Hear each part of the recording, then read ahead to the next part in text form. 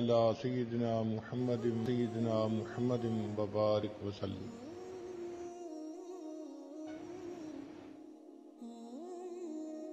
ہر انسان کی یہ چاہت ہوتی ہے کہ میری آرزوئیں اور تمنائیں پوری ہو جائیں۔ جب وہ دیکھتا ہے کہ جس بندے کے پاس مال زیادہ ہے وہ اپنی مرضی کے ہر کام کو کر لیتا ہے، تو انسان مال کمانے کے پیچھے پاگلوں کی طرح لگ جاتا ہے، خود بھی کمانے میں اور اپنی اولاد کو بھی اسی راستے پہ لگا دیتا ہے۔ بزنس مین ہے تو اولاد کو بھی بزنس میں ساتھ لگا لیتا ہے، فیکٹری اونر ہے تو اپنی اولاد کو بھی فیکٹری چلانے میں لگا دیتا ہے، حتیٰ کہ چھوٹے بچوں کو وہی مضامین پڑھاتا ہے جن سے بعد میں وہ اچھی جاب کر سکیں اور مال کما سکیں۔ گھر کے ہر فرد کو مال کمانے کے لیے تیار کیا جاتا ہے، حتیٰ کہ گھر کی عورتوں کو بھی ایسی تعلیم دی جاتی ہے کہ ضرورت پڑنے پہ وہ بھی جاب کر سکیں اور پیسہ کما سکیں۔ تو وقت کے ساتھ ساتھ پیسہ کمانا گویا بندے کا مقصد بن جاتا ہے، اور یہ بہت بڑی غلط فہمی ہے، کیونکہ پیسہ زیادہ ہونے سے انسان کی آرزوئیں پوری نہیں ہوتی۔ پیسے سے انسان کتاب تو خرید سکتا ہے، علم تو نہیں خرید سکتا، دوائیں تو خرید سکتا ہے، صحت تو نہیں خرید سکتا۔ پیسے سے انسان اچھے کپڑے تو خرید سکتا ہے، خوبصورتی کو تو نہیں خرید سکتا۔ پیسے سے انسان دوسرے کی خوشامد کو تو خرید سکتا ہے، کسی کے دل کی محبت کو تو نہیں خرید سکتا۔ تو پیسے سے ہر چیز تو نہیں خریدی جا سکتی، اس لیے جن کے پاس پیسہ جتنا زیادہ ہوتا ہے آپ دیکھیں گے کہ وہ اتنا پریشان زیادہ ہوتے ہیں۔ پیسہ آتا ہے تو اپنے ساتھ وبال بھی لے کے آتا ہے، کبھی اولاد نافرمان، کبھی بیوی نافرمان، کبھی صحت کی مشکلات، کبھی اور اسی قسم کے مسائل،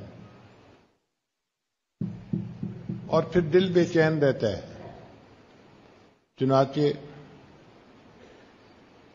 پچھلے دنوں ہمارے ایک ساتھی نے مجھے ایک ڈاکومنٹ پرنٹ کر کے دی کہ دنیا کے 22-23 وہ بندے جو سب سے زیادہ امیر سمجھے جاتے تھے، جو بلینر تھے، ملینر کی بات نہیں ہے، بلینر تھے، ان کا انجام کیسا ہوا۔ تو میں پڑھ کے حیران ہوا کہ ان 22-23 میں سے کوئی 18-20 نے تو خودکشی کی، سارے کے سارے ڈپریشن کے مریض، ان کو ہاسپٹل داخل کروایا گیا، ان کے ساتھ پاگلوں والا جو ہے نا وہ معاملہ کیا گیا۔ میں حیران تھا کہ ان لوگوں کے پاس مال و دولت کے اتنے خزانے ہیں، پھر کیوں پریشان ہیں؟ تو لکھا ہوا تھا کہ ان کے دل میں سکون نہیں تھا، پریشانی تھی۔ تو جو دنیا کے سب سے امیر لوگ ہوں ان کے دلوں میں اگر یہ پریشانی ہے تو اس کا مطلب یہ کہ سکون مال و دولت سے خریدنے والی چیز نہیں ہے۔ یہ عجیب بات ہے کہ ہم لوگ سکون حاصل کرنے کی نیت سے ہر وہ کام کرتے پھرتے ہیں جو انسان کو بے سکون بناتا ہے۔ یہ غلط فہمی ہے ہماری۔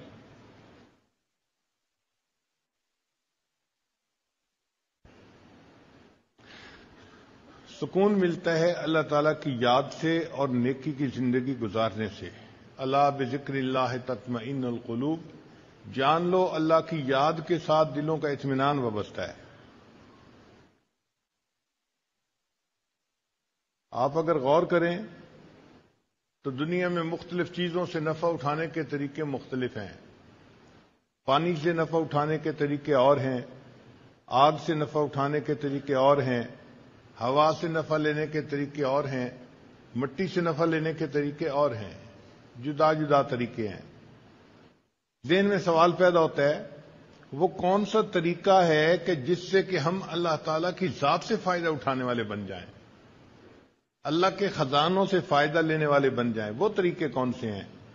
اس کو سمجھانے کے لیے ہمارے آقا اور سردار حضرت محمد مصطفیٰ احمد مجتبیٰ صلی اللہ علیہ وسلم دنیا میں تشریف لائے، اور انہوں نے آ کر یہ بات سمجھائی کہ لوگوں، اگر تم میرے نقش قدم پر چلو گے تو اللہ کے خزانوں سے سب سے زیادہ فائدہ اٹھانے والے تم بن جاؤ گے، اور اگر اس کی خلاف ورزی کرو گے تو نقصان پانے والے بنو گے۔ فرمایا ان اللہ جعل العزت والوقار لمن تابع امری، کہ جس بندے نے میرے حکم کی فرما برداری کی اللہ نے اس کے لیے عزت اور وقار کو لکھ دیا۔ وجعل الذلت والصغار علی من خالف امری، اور جس نے میرے حکم کی مخالفت کی اللہ نے اس کے لیے صغار، چھوٹا پن اور ذلت کو لکھ دیا ہے۔ تو دنیا میں کامیاب زندگی گزارنے کا ایک ہی راستہ ہے جس راستے پر اللہ کے پیارے حبیب صلی اللہ علیہ وسلم چلے، اور انہوں نے ہمیں اس راستے پہ چلنے کا حکم عطا فرمایا۔ اس کے سوا کوئی دوسرا راستہ نہیں ہے۔ آج دنیا ٹھوکریں کھا رہی ہے، کوششیں میں لگی ہوئی ہے، لیکن اس کے بعد مال دولت سمیٹنے کے باوجود پھر پریشان ہے۔ آپ جس بندے سے بات کر کے دیکھ لیں آپ کو وہی بندہ پریشان نظر آئے گا، اور پریشانیاں بتانی شروع کرتے ہیں، اللہ کی شان کے پریشانیاں ختم ہی نہیں ہوتی، آپ سنتے چلے جائیں سنتے چلے جائیں، اتنی لمبی حکایتیں ہوتی ہیں کہ بندہ سن کے حیران ہو جاتا ہے، تنگ آ جاتا ہے۔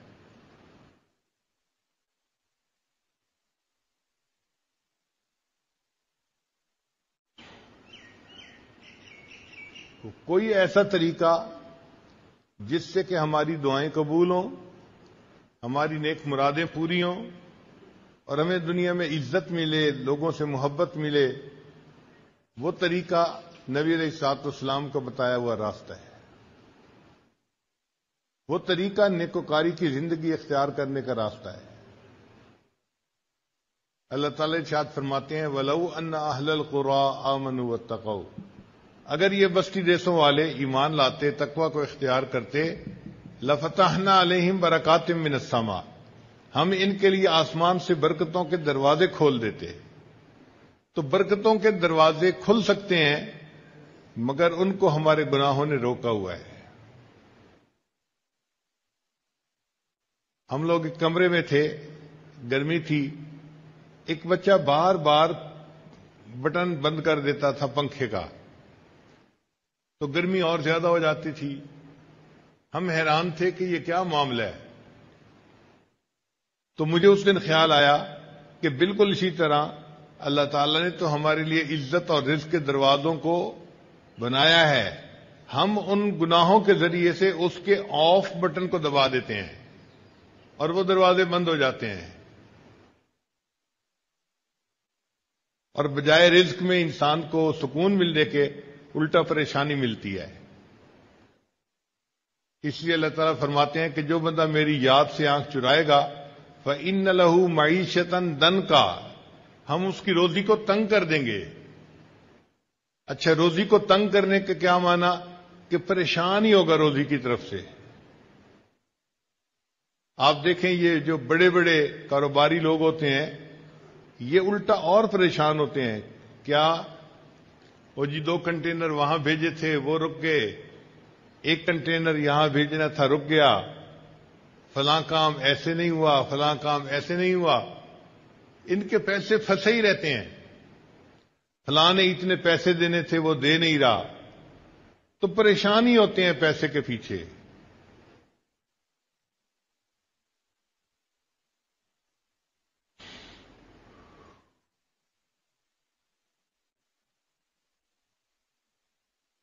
اور کئی مرتبہ ایکسپینشن کے چکر میں شیطان ڈال دیتا ہے۔ اچھی بلی فیکٹری تھی، چلا رہے تھے، مزے کی زندگی گزار رہے تھے، ذہن میں خیال آیا ہم اس کی کیپیسٹی کو بڑھا لیں۔ اب کیپیسٹی بڑھانے کے لیے کبھی تو بینک سے لون لیا، کبھی لوگوں سے لون لیے۔ اب وہ لون ایسا ہوتا ہے کہ